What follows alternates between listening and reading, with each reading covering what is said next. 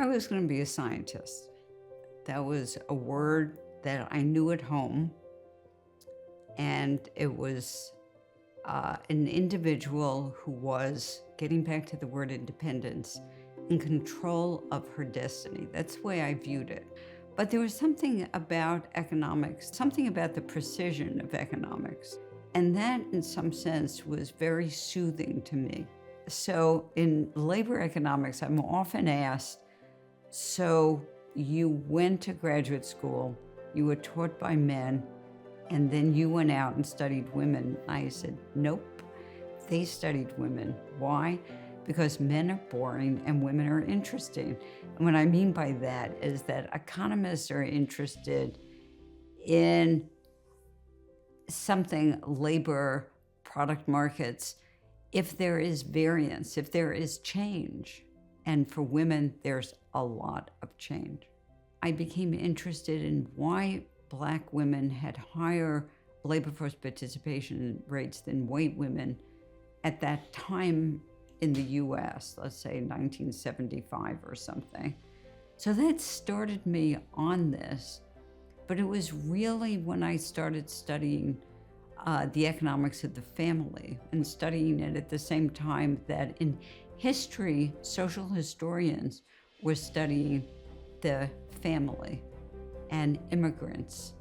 But in the meantime, Bob Fogel takes up a position at this thing here now in Cambridge called the National Bureau of Economic Research, the program head of something called the Development of the American Economy Group. And Bob Fogel got me, Stan Engerman, and Bob Goldman together many, many, many times to plan this program. What would we each do? The NBR had been the place that the nation's statistical foundations were formed at. What could we do now? What was missing? And I said, I would do women in the economy.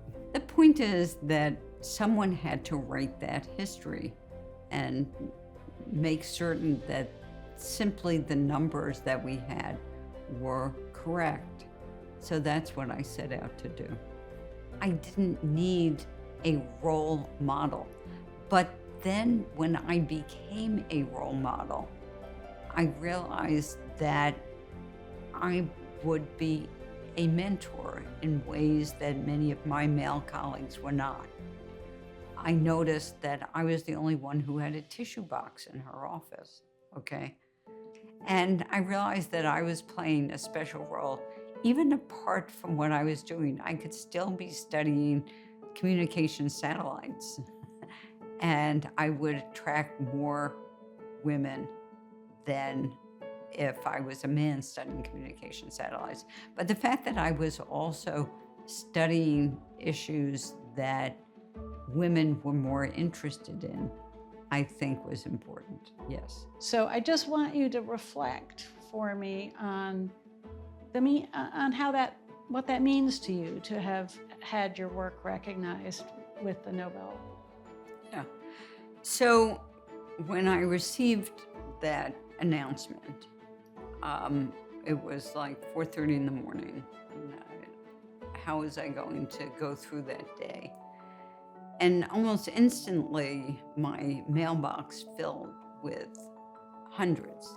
There were actually, at the end of like 2 days, there were 1,600 of these messages. The vast majority were from people I had never met. An enormous number of them began with, I am crying. I got one from a woman who said, I thank you from all of the mothers and grandmothers and sisters. That's what I felt. What I felt at that point was that's what the award was. It wasn't just mine. I did not feel ever that this was my award. This was an award for all of these people who wrote to me, and many who didn't.